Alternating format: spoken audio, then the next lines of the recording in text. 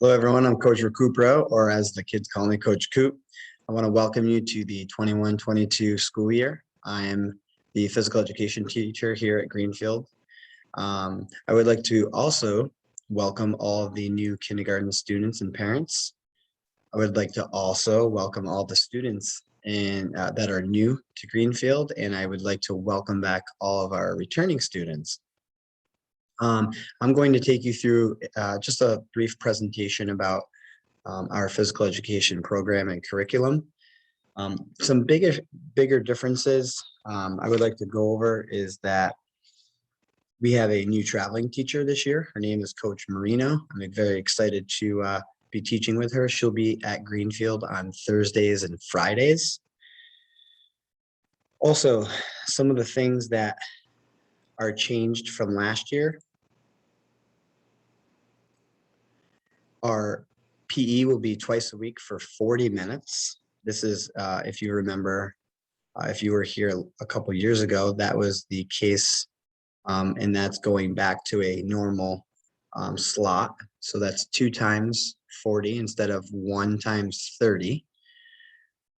This is a big thing. This is a big, I think the kids are excited, and I'm excited to have them back twice a week. This looks kind of daunting, as you can certainly pause it if you want to read it, but I'm just going to go over some of the highlights that this letter kind of represents. Some of the other differences that we have are some of the small differences are instead of 6 feet apart, students must be 3 feet. The classes must have masks inside. If we go outside, they may remove their masks or keep their masks on, depending on whether or not they want to. If there's inclement weather, obviously we're going to be inside. I do ask, however, that you are prepared for outside. Your son or daughter be prepared for outside, especially the 4th and 5th graders. The 4th and 5th graders have an earlier time slot as far as their PE time. So if you could have an extra pair of socks or sneakers, that would be great. Nobody wants to spend the entire day at school with wet sneakers or socks. So please remember that. Also, some of the things that I do expect are obviously sneakers, as I mentioned earlier. Some of the things that I do also expect are no jewelry. We want to keep everybody safe. So that is #1 guideline is safety. Keeping it, making sure that kids can move around easily and accessibly with the attire that they have on. Some of the other things I would like to also include in this would be PE is not gym. Gym is the place that we take PE. I do go over this with the younger students, and the older students obviously know this. Physical education is now the class. I remember as a kid going over and we calling it gym. It was never kind of defined as that class. So we did define it. It's physical education, PE or phys ed. So please make sure that you're communicating that with your students when they do come home. I take my job very seriously. And with that being said, obviously we have a lot of different fun activities planned throughout the year. Some of the things that I want you to know that I teach are obviously movement skills, but not just only movement skills. I do teach physical literacy, the cognitive part of being active and moving, as well as the affective, the social piece. Like I said, there are rules and expectations throughout class. I do expect students to make sure they're using their manners in class, may I and please, as well as ensuring all students are obviously dressed appropriately. Jewelry is not allowed. Necklaces, watches, bracelets, earrings, especially the earrings that are dangly or hoopy, they obviously can pose a safety risk. So please make sure that they, on PE days, leave those at home. Throughout the rest of the presentation, I'm just going to kind of flip through. If you, again, want to pause anything and read it yourself, you can certainly do that, but I'm just going to give a quick blurb.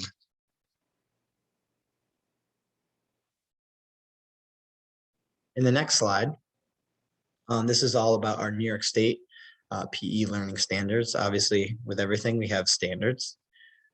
New York State has implemented a new set of standards. And if you look on the right-hand side of the screen, there's a timeline. If you can read, phase 1 is obviously raise awareness, phase 2 is build capacity, and phase 3 is the full implementation. You can read those dates. We are actually in phase 2.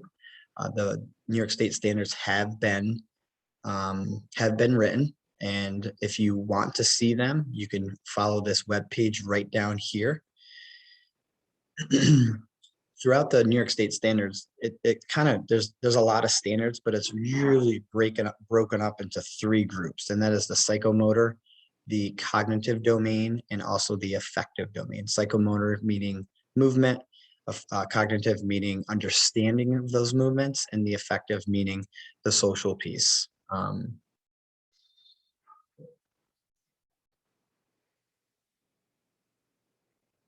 In this slide, you can see it's the national standards. So we do have national standards, we have state standards. These national standards are more of a guideline to the New York State. New York State breaks it down a lot further. Again, in the 3 domains, we're working on our psychomotor, our cognitive, and our affective domains. I like this slide right here, this little cartoon. Are you phys ed? Looking for a soda. Moving on. In this slide, you'll see the development model. This is more in depth of those 3 domains I had mentioned earlier. It just kind of breaks everything down into pieces. Next slide is our framework, our movement framework.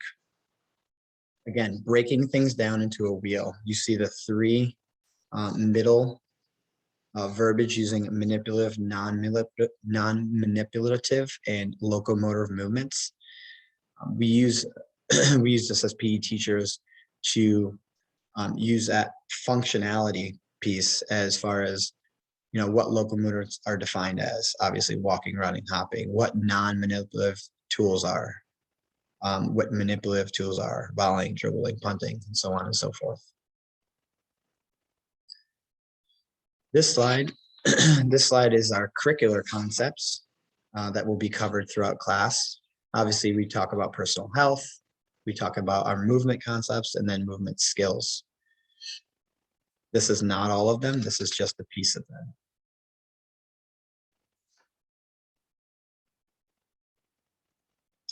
And lastly, I want to go over is our, this is our example of an interim report that you might see come home. The students might see this for unexpected behavior as well as expected behavior. The highlighted comments at the bottom of the screen, you will see a positive comment.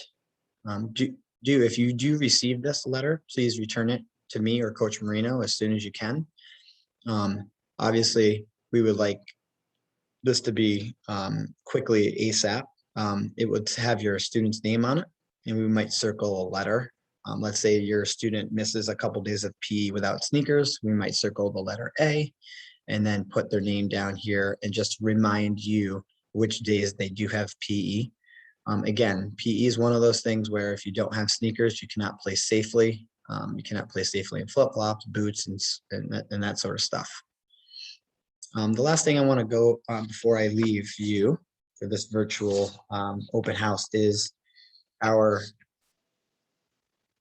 quarantine plan. So due to obviously unexpected reasons, your student might be quarantined for a period of time. We will provide materials like a s'more page. They can click on videos, they can exercise, and they can upload. It could be a newsletter. Just look for more information on that as we get further into the year. My Seesaw page is and will be up to date, so if they can check their Seesaw page. I know the older students and some of the younger students do know what the Seesaw is. If you have any questions at all regarding physical education, please don't hesitate to contact myself or Coach Marino. Our emails are right here. We thank you very much, and I look forward to an awesome year.